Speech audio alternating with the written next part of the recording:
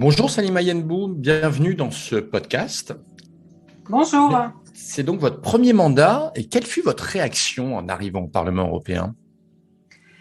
Alors, ma réaction, je crois qu'elle était un peu particulière parce que je ne suis pas venue toute seule au Parlement européen ce jour-là. Je suis venue avec toute mon histoire. Et toute mon histoire parce que quand je suis arrivée, bon, après avoir passé l'administratif, on arrive dans cette grande place circulaire. Et là, j'étais un peu bloquée. Je ne pouvais pas entrer. J'étais émue. Et même là, juste en vous le disant, je revis ce moment-là. J'étais vraiment très émue aux larmes, vraiment. Parce que, comme je dis, je ne suis pas venue toute seule et j'avais derrière moi peut-être tous les espoirs que l'on peut mettre quand on habite dans un quartier, quand on a grandi dans un quartier très populaire. Moi, j'ai grandi dans le 93, à Aulnay-sous-Bois, et dans le quartier qu'on appelle la Cité des 3000. Et du coup, je suis arrivée avec, déjà avec cette petite fille qui était à l'école avec ses couettes, et qui n'aurait jamais pensé être députée. Je suis aussi arrivée avec tous les espoirs de la jeune fille qui se battait pour la réussite des gamins de son quartier, parce que j'avais une association d'aide aux devoirs. Et je suis arrivée avec tous ces gamins, tous les espoirs de ces mômes. C'est incroyable comment j'avais tout ça sur mon dos. Et puis les espoirs de mes parents. Donc j'avais tous ces espoirs en moi, toutes ces personnes qui m'accompagnaient, en tout cas dans mon cœur. Et du coup, un peu paralysée, ouais, je me suis arrêtée juste devant il y a une statue au milieu, une œuvre d'art au milieu, et je me suis arrêtée devant et j'ai regardé avec mes yeux en haut. J'ai fait le tour, j'ai tourné, j'ai pris une grande respiration et je suis rentrée avec l'émotion de représenter la France.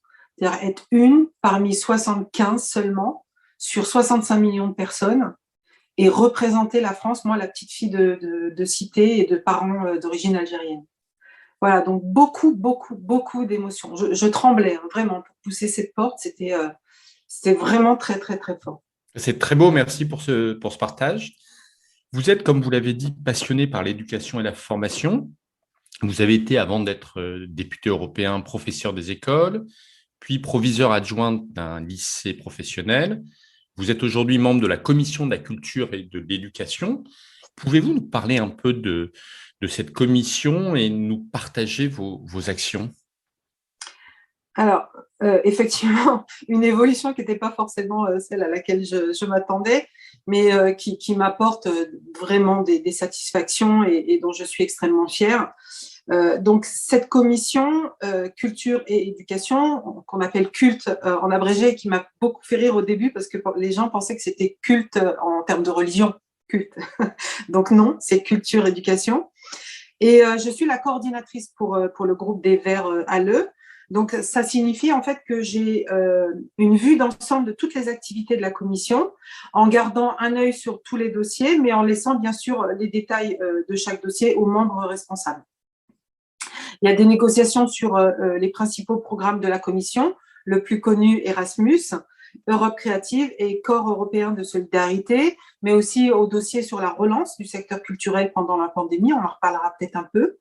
La liberté des médias et la liberté d'expression artistique, ça aussi c'est un sujet très très d'actualité. Et puis l'intelligence artificielle bien sûr, mais beaucoup d'autres choses. Et c'est vraiment très stimulant parce que finalement, il y a beaucoup de sujets et en tant que coordinatrice, je peux toucher un petit peu à tout et trouver des liens entre les deux. Et dès mon arrivée au Parlement, la première chose que j'ai faite au sein de la commission culte, c'est que j'ai proposé un rapport d'initiative de verdissement de ces programmes-là, justement. Donc, le rapport d'initiative a été accepté. Pour des questions de points, de force de groupe, je n'ai pas pu récupérer. Ça, par contre, c'est quelque chose qui est un peu resté en travers de la gorge. Donc, je n'ai pas pu être rapportrice pour ce dossier. Mais bon, j'en ai été shadow pour le groupe. Donc, on a pu apporter beaucoup d'avancées. Donc, ça, c'est le petit bébé du départ. Pourriez-vous, pour les gens qui nous écoutent, faire la différence entre un rapporteur et un shadow rapporteur? Alors, un rapporteur, c'est celui, en gros, pour schématiser, c'est celui qui signera le rapport d'initiative, par exemple. Son nom sera dessus. D'accord? Et donc, il y a un rapporteur, par exemple, d'un groupe, et puis ensuite, on nomme dans chaque groupe des shadow rapporteurs alors, le rapporteur, c'est lui qui est chargé d'écrire le rapport. Ensuite, il l'envoie à tous les shadow rapporteurs qui peuvent mettre des amendements. Ensuite, à la fin, après tous les amendements, non, avant les amendements, pardon, il y a des échanges, des discussions, on essaie de négocier. Il y a les amendements, on négocie, et ensuite il passe au vote. Voilà, avec soit le rapporteur soit reprend les amendements et les intègre à l'intérieur, puisque dans les négociations, c'est un peu l'objectif, soit il y a des choses qui sont refusées par les autres rapporteurs, il n'y a pas de majorité, et du coup, on peut décider en tant que shadow rapporteur, mais on le fait avec nos advisors, nos conseillers politiques du groupe des Verts, par exemple, on décide de mettre des amendements et qu'ils soient votés à l'extérieur du rapport. Voilà. Et ça, je vous avoue que je l'ai appris depuis que je suis arrivée. C'est des choses qu'on découvre un peu comme ça. Et le vocabulaire est aussi un frein au départ où on ne comprend pas un peu comment ça se passe, mais on a des advisors, donc des conseillers politiques qui travaillent pour le groupe des Verts, mais aussi chaque groupe a ses conseillers et qui nous aident à mieux comprendre tout ce jargon. Voilà. Alors, pour la commission culte, il y a principalement 3 grands sujets dont je suis responsable. Le premier, c'est Erasmus, pour lequel j'étais rapporteur fictif, donc shadow rapporteur, pendant la première moitié de mon mandat, et je suis sûre qu'on en parlera un peu plus tard. Le second, c'est un rapport d'initiative pour lequel je serai la rapportrice principale, là, parce que c'est moi qui en plus en ai demandé ce rapport, c'est le rôle de la culture, de l'éducation, des médias et des sports dans la lutte contre le racisme. Donc ce rapport est déjà, on nous l'a déjà donné, c'est acquis pour notre groupe Les Verts. Et je vais travailler dessus, on doit le rendre pour à peu près octobre-novembre. Donc c'est la première fois dans ce mandat législatif que nous avons la charge de rapporteur d'un dossier. Donc, c'est le premier. Vous voyez, ça permet de comprendre que c'est vraiment très rare d'avoir un dossier en charge et d'en être rapporteur pour un groupe déjà. Donc, moi, je suis très, très heureuse parce que c'est vraiment des sujets qui m'intéressent. On commence un travail préparatoire. J'ai déjà clarifié mon intention de traiter le racisme de manière holistique plutôt que sectorielle. Je veux analyser le racisme comme une forme systémique et généralisée de discrimination plutôt que de me concentrer sur des catégories spécifiques de personnes victimes de discrimination raciale. Et ça, l'Europe nous l'offre de pouvoir travailler comme ça, parce qu'on voit que cette manière de travailler ne plaît pas en France et est très difficile à mener. Et du coup, là, c'est l'Europe qui nous permet de travailler de cette manière-là. Et en fait, je veux que ce travail ait un effet concret sur les politiques de l'Union européenne et donner aussi à la Commission, c'est très important, une feuille de route, une espèce de plan directeur pour mettre en œuvre son plan d'action contre le racisme et enfin passer des paroles aux actes. Parce que ça a été lancé il y a un petit bout de temps, mais pour l'instant, c'est silence radio. Et puis enfin, dans cette commission culte, je sais que je parle beaucoup, mais je suis une fervente promotrice d'une dimension culturelle plus forte dans nos relations diplomatiques. Par exemple, vous prenez les États-Unis ou la Chine, tous les pays les plus puissants du monde ont bien compris que la puissance ne vient pas seulement de la force militaire ou économique, mais aussi de ce qu'on appelle le soft power, c'est ça? Ouais, c'est exactement ça. Justement, cette capacité qu'ils ont à communiquer leur culture aux autres et puis à attirer d'autres pays, d'autres personnes dans leur sphère d'influence. Et je pense que vraiment l'Union européenne ne devrait pas faire moins que ça. On a un patrimoine culturel unique et riche, et surtout avec des valeurs. Et l'Union européenne a le potentiel pour être au même niveau que les autres acteurs mondiaux en étant un véhicule des valeurs par la culture. Donc, c'est ce que j'appelle, moi, la diplomatie culturelle. Et elle est d'autant plus intéressante pour moi qu'elle fait le pont entre mon travail au sein de la commission culte, mais aussi de la commission affect.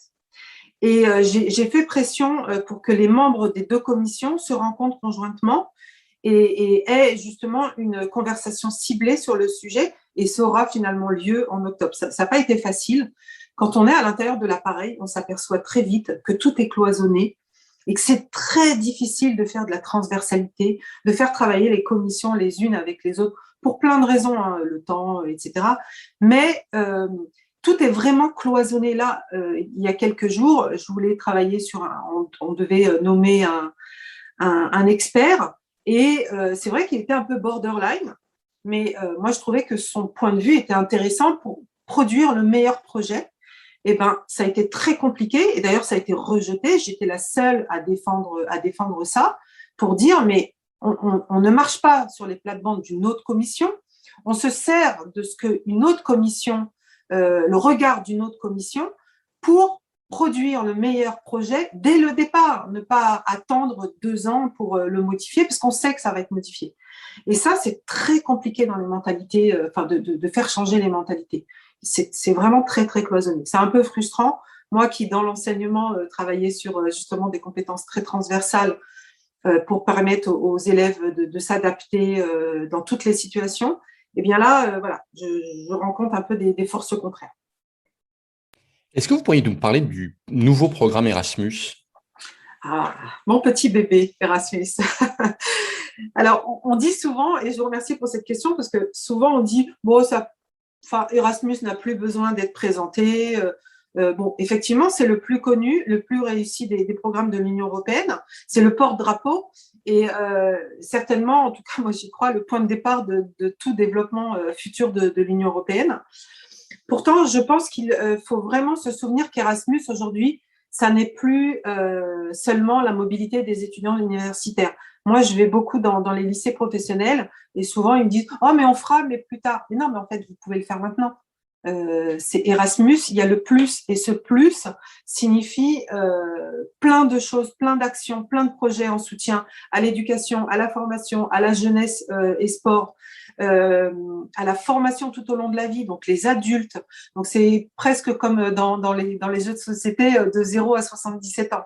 Ça concerne tout le monde, et ça, très peu de gens le savent. Alors, ce nouveau programme, il se déroule de 2021 à 2027. Le départ a été un peu chaotique.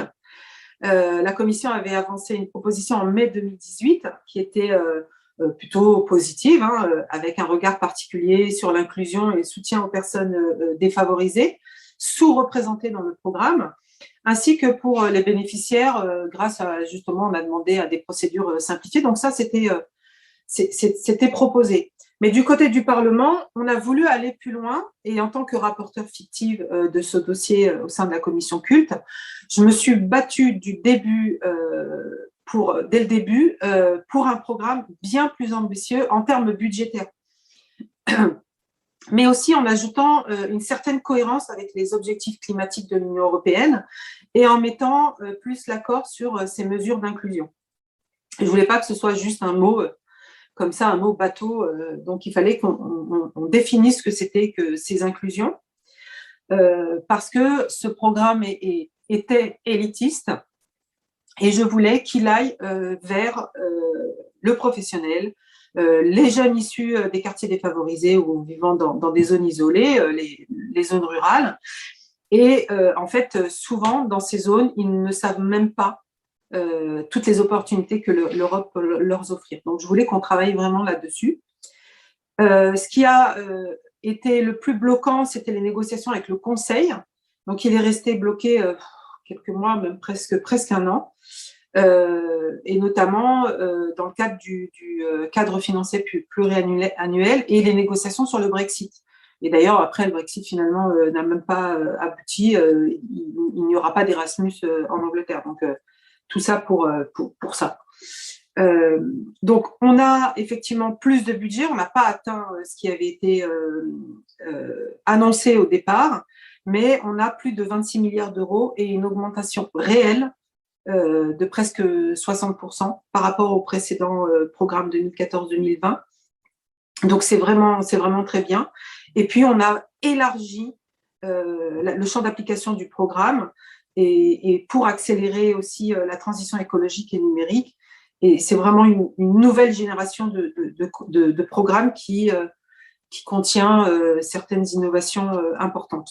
Donc, les universités européennes, ça, c'est les 3 initiatives, nouvelles initiatives, les universités européennes, les centres d'excellence professionnelle, pour lequel, franchement, je suis fière d'avoir tenu le fait de multiplier par 4 le budget proposé par la Commission.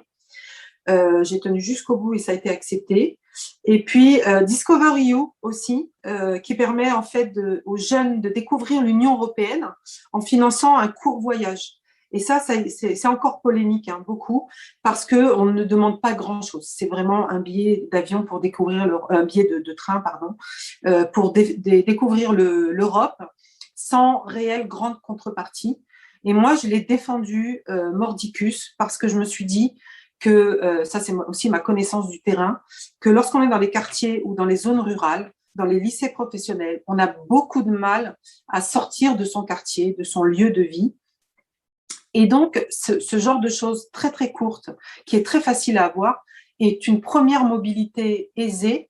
Et l'idée derrière, c'est ce que j'ai défendu, et c'est pour ça que c'est encore dans les nouvelles initiatives, parce que la plupart des groupes politiques voulaient le faire disparaître, c'est de dire, on capte ces jeunes et on les récupère pour leur faire des Erasmus après leur première expérience à l'extérieur. Donc voilà. Maintenant, le travail ne s'arrête pas là, parce que du coup, l'objectif, c'est m'assurer que toutes les promesses qui ont été faites seront respectées. Donc, je suis de très, très, très, très près ce dossier. La crise du Covid a frappé durement le monde de la culture. Pourriez-vous nous parler de la place de la culture dans le plan de relance et plus globalement dans le projet européen?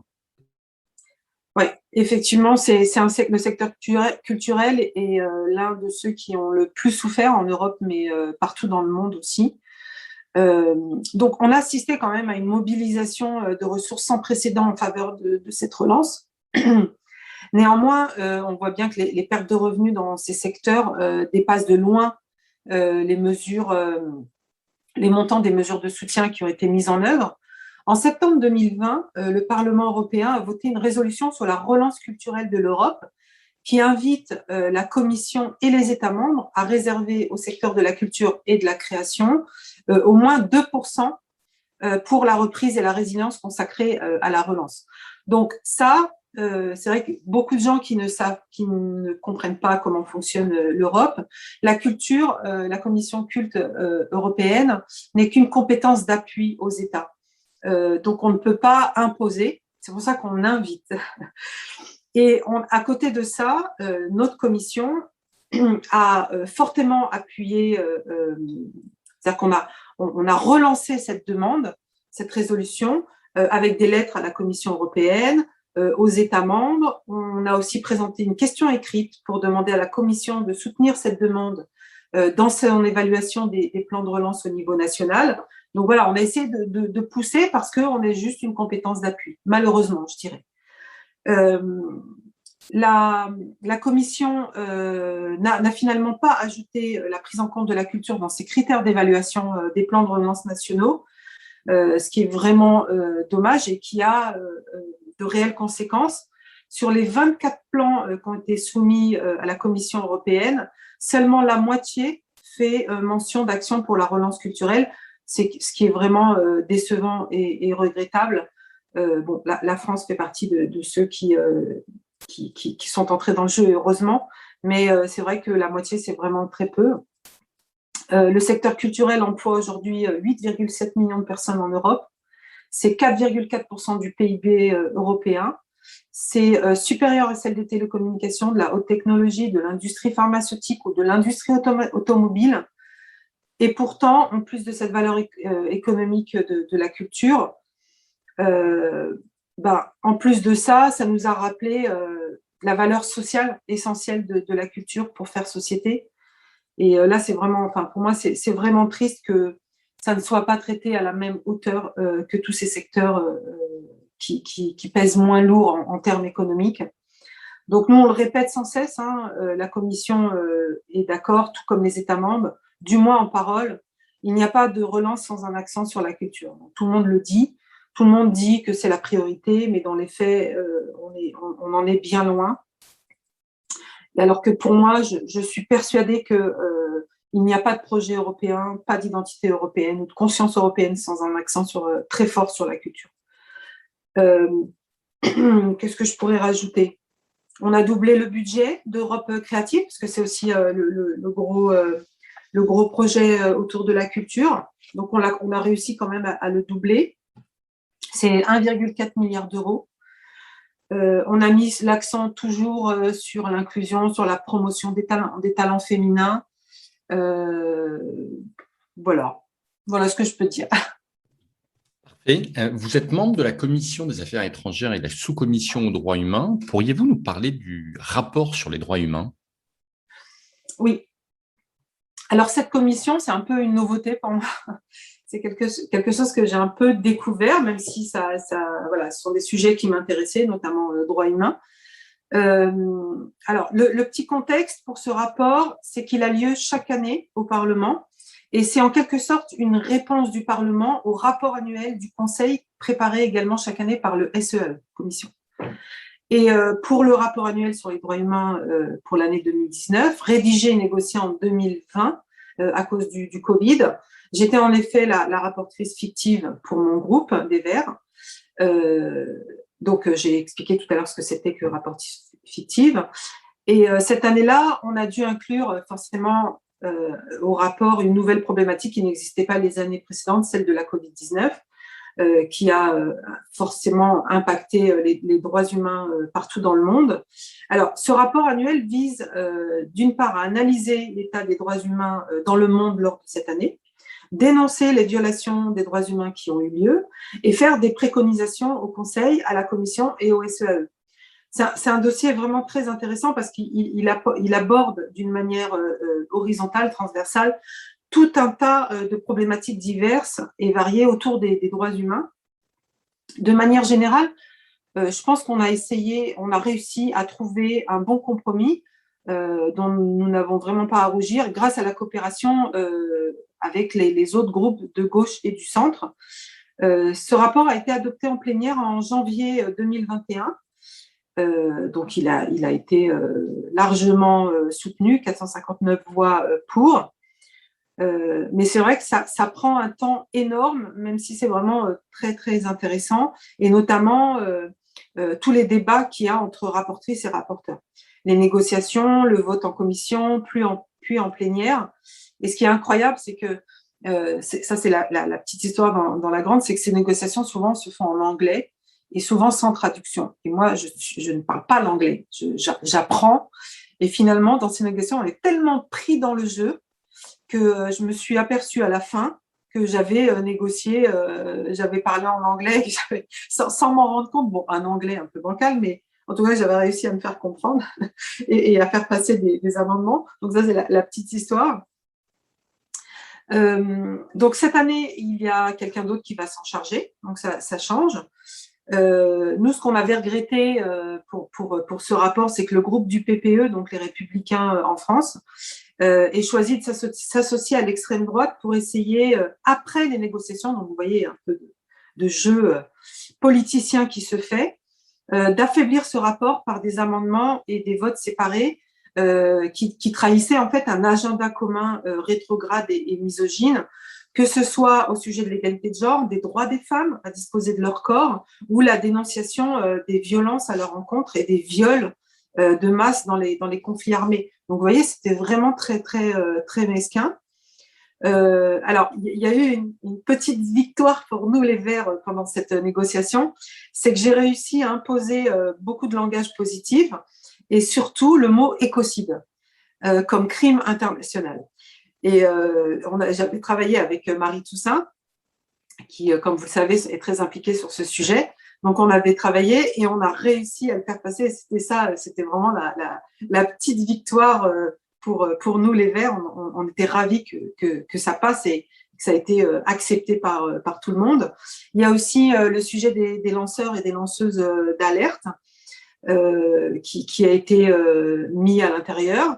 Et puis aussi la liberté, les droits de pratiquer sa religion de manière libre, mais également ce qui manquait, la mention des personnes athées et agnostiques. Ça n'y était pas. C'est souvent oublié et du coup, on a pu le rajouter. Et c'est très important parce que lorsqu'on arrive à rajouter des choses comme ça, on sait que les années suivantes, c'est compliqué de les retirer. Donc, quand on installe, on sait que c'est pour longtemps. En tout cas, ça sera plus compliqué de les retirer. Il y a aussi la dénonciation des crimes sexuels. Qu'est-ce que je peux vous dire? Alors, ce rapport, il était important, bien sûr qu'il est important, mais il ne règle pas tout à lui tout seul, parce que justement, toutes ces histoires d'affaires étrangères, ce sont des compétences nationales, jalousement gardées par les États, même si ça commence un petit peu à bouger. Mais ce qui est important pour ce dossier, c'est que les ONG, les citoyennes, citoyens du monde, qui nous écrivent, avec qui on échange régulièrement, et qui m'ont aidé à construire ce rapport, eh bien, ce rapport, c'est le leur, en fait. C'est le leur parce que toutes ces sociétés civiles, toutes ces ONG pourront utiliser ce rapport dans leur plaidoyer, le faire vivre, l'utiliser comme un outil pour la défense des droits humains partout dans le monde. Donc, voilà la vraie importance de cet outil. Et quand on a mis écocide comme crime international, ça promet des combats que l'on pourrait gagner grâce à ce plaidoyer. Voilà. En effet, c'est une belle victoire. Vous êtes intervenu en particulier sur la situation à Hong Kong. Pourriez-vous y évoquer la situation de la presse? Alors, on a voté une résolution sur la situation de la presse à la dernière plénière à Hong Kong, notamment le cas du journal Apple Daily. Donc, c'est vrai que j'ai tenu un discours en plénière d'1 minute, hein, c'est vraiment très court, au nom de mon groupe des Verts, car ce sont des sujets qui m'intéressent beaucoup et qui font un lien d'ailleurs avec la culture pour moi. Et je suis très près de ce qui touche la Chine, Taïwan, Hong Kong, les Ouïghours, j'en parle juste un petit peu après. Donc, la situation de la liberté de la presse, elle est évidemment très préoccupante. Et le cas d'Apple Daily, c'est encore une preuve, s'il en fallait, de l'escalade de ces dernières années. Donc, notre résolution a été très critique. On a dénoncé fortement beaucoup de faits concrets, comme par exemple les 500 policiers en 2021, il n'y a pas longtemps, le 17 juin, armés de Hong Kong, qui ont fait une perquisition dans les bureaux du plus grand journal d'opposition Apple Daily, qui a contraint des journalistes à quitter la salle de presse. Les autorités ont cité des articles de presse comme étant potentiellement contraires à la loi de Hong Kong sur la sécurité nationale, ce qu'ils appellent la NSL. 5 hauts responsables et rédacteurs de presse ont été arrêtés. Il y a aussi le gel des avoirs du journal, c'est 2 millions d'euros, par les autorités de Hong Kong sur la base du NSL. Et puis, Apple Daily a été contraint de fermer définitivement le 24 juin, après 26 ans. 800 employés ont perdu leur emploi et il est peu probable qu'ils soient réemployés à Hong Kong. Le fondateur d'Apple Daily, Jimmy Lai, purge 20 ans d'emprisonnement pour son implication dans le mouvement de protestation de 2019 et il risque d'être condamné à perpétuité. Donc, c'est vraiment pas rien. Toujours dans le cadre de la NSL. Donc, Apple Daily, ça a toujours été la voie ouverte et critique à l'égard de la Chine, dite continentale, et des dirigeants de Hong Kong. Et il s'agissait du seul journal en langue chinoise de Hong Kong qui était libre de contrôle du gouvernement chinois. Donc, vous voyez, c'est vraiment quelque chose de très grave. Le 30 juin, c'était le premier anniversaire de l'entrée en vigueur de la NSL. Et déjà, on voit bien qu'ils font un ménage incroyable. Qu'est-ce que je peux vous dire encore là-dessus? En fait, il y a rien de plus classique pour une dictature d'accuser les personnes qui les critiquent de travailler pour des forces étrangères, même lorsque ces critiques elles viennent de l'intérieur. Et pour faire un lien avec la culture, dans mon discours, j'avais fait référence à l'œuvre du grand cinéaste hongkongais Wong Kar-wai, qui lui s'est tellement bien montré à l'écran cette mélancolie, cette idée d'un monde qui disparaît, que nous ne reverrons plus. Et je trouve que ces références subtiles au développement politique sont plutôt intéressantes. Et puis, forcément, en tant que membre de la commission culte, c'est vraiment plus fort que moi. Je ne peux pas m'empêcher de faire des liens entre géopolitique et la culture. Et puis, c'était aussi assez émouvant d'avoir à nouveau une résolution aussi critique vis-à-vis de Pékin, car forcément, quand on parle de Pékin, on ne peut pas s'empêcher de penser à la résolution de 2020 sur les Ouïghours, qui avait fait couler beaucoup d'encre. Et c'est d'ailleurs suite à cette résolution de décembre que les sanctions chinoises ont été annoncées en réaction aux sanctions européennes. Et c'est vrai que si il y a eu donc ces sanctions, c'est la première fois pour l'Union européenne. Mais moi, j'analyse ça en me disant que c'est vrai qu'il y en a qui ont été agacés, indignés. Moi, je trouve que quand on nous attaque, c'est qu'on touche là où ça fait mal et que, en fait, c'est positif. Euh, il faut y voir la preuve que notre travail, en fait, est payant, que ça sert à quelque chose de répéter nos dénonciations des violations des droits humains et que ce n'est pas juste du blabla, puisqu'il y a eu cette réaction très violente de Pékin. Et puis aussi, ça nous dit que Pékin nous prend au sérieux. On n'est pas ce nain diplomatique que c'est vrai que je dénonce à chaque fois. Eh bien, on compte sur la scène géopolitique, on compte puisqu'ils réagissent et qu'ils nous envoient des sanctions. Donc, je dis qu'il faut continuer là-dessus. J'ai fait une conférence justement qui réunissait un truc qui était un peu compliqué à mettre en œuvre parce que les gens qui travaillaient là disaient non, non, mais vous n'y arriverez jamais. J'ai réuni en fait des Hongkongais, des Ouïghours, des Taïwanais, des Mongols autour de la question chinoise, parce que ce sont 4 peuples qui ont un persécuteur commun. Et du coup, moi, j'avais l'idée de me dire, mais pourquoi ces peuples-là ne travaillent pas ensemble? Donc, on a fait un webinaire autour de ça. Et c'est pas si facile que ça, en fait. Ce qui me paraissait évident n'est pas si facile que ça. Et on voit qu'au-delà de ce persécuteur commun, chaque peuple a aussi des intérêts personnels à défendre, ce qui empêche qu'il se lie pour être plus fort face à Pékin. Mais en tout cas, ce webinaire, qui au départ laissait les gens un peu sceptiques, a été suivi par énormément de gens de la commission, parce que justement, c'était un sujet un peu nouveau et ils voulaient voir un peu ce qui se disait. On n'a pas pu l'ouvrir énormément parce que les gens qui étaient à l'intérieur risquaient gros en termes de sécurité, mais c'était très interne. Mais finalement, la commission s'est vraiment intéressée, donc je pense que je vais continuer à creuser dans cette direction. Pourriez-vous nous parler, au-delà de la Chine, de la situation dans les pays de l'Union européenne et en particulier de la situation en Pologne et en Hongrie? Ah là là, oui, c'est quelque chose qui est très important. C'est Gwendoline qui travaille beaucoup sur ces sujets, mais du coup, quand ça concerne la culture, j'y suis associée. Pour moi, c'est très effrayant de voir. Et puis là, le lien se fait juste après la Hong Kong. Et finalement, c'est un peu la même situation. Donc la semaine dernière, la dernière plénière, on a eu l'occasion de discuter sur l'avenir des médias et du pluralisme des médias en Europe. Lors d'une audition publique justement en commission culte. Et j'ai justement exprimé mes préoccupations avec les experts. Et je n'étais pas la seule, hein, tous les groupes, voilà. Donc partout dans le monde, pendant des siècles, la presse, les médias sont un des éléments les plus importants des démocraties, ça il faut le répéter. Si ça n'est pas le plus important, en tant que premier point d'accès aux informations pour les citoyens et les citoyennes, bon, comme j'ai dit tout à l'heure pour la Chine, c'est pas surprenant que les dirigeants et les régimes autoritaires aient toujours considéré la presse libre comme leur premier ennemi et qu'ils aient envie de s'en débarrasser. Bon, je l'ai remarqué lors de notre dernière plénière aussi. Pour la première fois, on a un Européen, Viktor Orban, dans la liste des prédateurs de la liberté de la presse, compilée par Reporters sans frontières.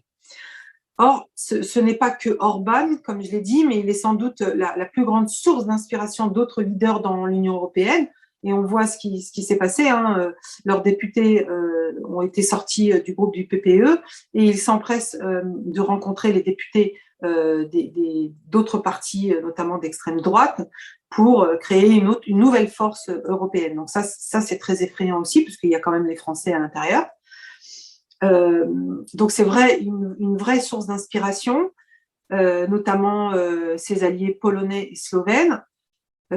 on parle d'une situation étendue qu'il faut bien monitorer, mais surtout sur laquelle il faut agir avec détermination avant qu'il soit trop tard.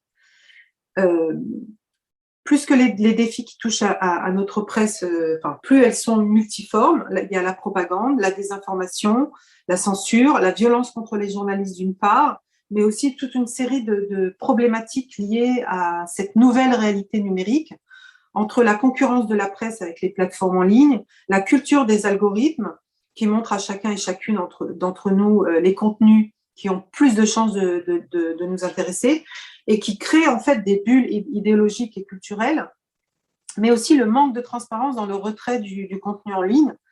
Donc, des attaques sur de nombreux fronts dont mes collègues et moi prêtons une grande attention sur tous les aspects. Moi, je suis vraiment très inquiète par rapport à ce qui se passe à la Hongrie. Je suis très surprise qu'on fasse rentrer des pays dans l'Union européenne sans penser à des sanctions. Ça commence à venir, mais bon, voilà, c'est surprenant, très surprenant et inquiétant. Merci. Et pour terminer, pourriez-vous nous parler du processus de Barcelone et de la politique d'Euromed? Alors, je suis présidente, c'est pour ça que vous me demandez ça. Je suis présidente du groupe de travail du Parlement européen sur le voisinage sud. Dans ce cadre, mais aussi à la DMED, délégation à l'Assemblée parlementaire de l'Union pour la Méditerranée, ou bien en affaires et droit. Et je m'efforce de parler le plus possible de Méditerranée dans le but justement de rapprocher les deux rives l'une de l'autre. Je me permets juste une petite explication. C'est aujourd'hui, on a un commissaire européen au voisinage et élargissement qui s'appelle Oliver Várhelyi. Il est envoyé par la Hongrie. Là, on a un beau lien avec le sujet précédent et qui a un tropisme évident pour le partenariat Est. Bon, c'est un secret de polichinelle. Hein. Ce qui l'intéresse vraiment, c'est surtout les pays du Balkan, sans doute pour des facteurs, des questions de culture, de rapprochement culturel, puisque la Hongrie, son pays d'origine, se situe plutôt à l'est de l'Europe par rapport à un pays comme la France.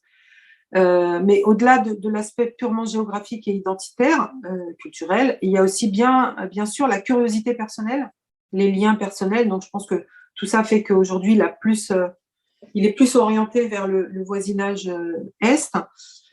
Mais bien sûr, pour ne pas manier la langue de bois, tout le monde sait quelle est l'importance que le gouvernement hongrois actuel accorde malheureusement au respect des droits humains. Du coup, évidemment que le commissaire hongrois ne me semble pas être le mieux adapté, placé pour mettre les droits humains au centre de notre politique européenne de voisinage. Donc, je pense que malheureusement, il ne faut pas en attendre beaucoup sur ce point-là. Tout ça pour dire qu'on a vraiment besoin de personnes qui contrebalancent cet intérêt pour le voisinage Est vers le voisinage Sud et qui mettent le respect des droits humains au centre de notre politique européenne de voisinage. Et avec la polémique qu'il peut y avoir aujourd'hui, on voit bien que si toutes ces valeurs, tout ce qui est autour des droits humains ne sont pas mis au cœur de toutes nos négociations avec le voisinage Sud, mais les autres pays aussi, on ne va pas y arriver en fait. Donc moi, de mon côté, je me bats pour faire inclure les questions des droits humains dans tous les dialogues institutionnels entre l'Union européenne et les pays du Sud. Approfondissement de la connaissance sur la question clé liée aux droits humains dans chaque pays tiers méditerranéen. Renforcement de la coopération entre ces délégations dans les pays méditerranéens et les ambassades des États membres. Des ateliers régionaux relatifs aux droits humains, etc. Donc, il y a vraiment un travail et c'est pas facile parce que cette délégation, elle est très difficile à mettre en œuvre, à faire coopérer parce qu'il y a, quand vous regardez les pays qui sont concernés, je vais vous les dire rapidement et vous allez comprendre très vite, l'Algérie, Chypre, l'Égypte, Israël, la Jordanie, le Liban, Malte, le Maroc, la Syrie, la Tunisie, la Turquie et l'autorité palestinienne. Donc, vous imaginez les conflits. Il y a le conflit palestinien qui pourrit, il y a le conflit du Sahara occidental qui pourrit la situation, il y a les alliances entre des pays et des mésalliances, des désaccords très profonds entre d'autres. Donc, suivant les sujets que l'on met, on a des pays et pas d'autres qui sont là. Enfin, ils sont tous là, en vérité, ils suivent tout ce qui se passe, mais en tout cas, officiellement, ils ne sont pas là, ils ne prennent pas la parole. On sait bien qu'ils suivent tous les échanges. Donc, c'est vraiment très compliqué de travailler là-dessus. C'est pour ça que moi, j'essaie je reviens à mon petit bébé qui est la culture et l'éducation, j'essaie de travailler sur les questions d'éducation et de culture, de multiplier les projets qui permettent de parler des valeurs, des droits humains, mais sous forme de soft power. Et de mettre en relation des peuples qui ne sont pas mis en relation habituellement. Sur l'éducation, par exemple, des filles, parce qu'on sait très bien qu'il y a un gros retard qui est fait de ce côté-là. Donc voilà, j'essaie de faire du lien entre toutes les commissions, toutes les délégations dans lesquelles je suis, et ce lien, ce fil conducteur, ça serait, si je devais résumer, la culture et les droits humains et les valeurs. Voilà. Merci pour ce joli témoignage. Merci à vous. Merci aux auditeurs qui ont tenu jusqu'à la fin. Et nous vous souhaitons de belles vacances. Merci à vous aussi. Au revoir. Au revoir.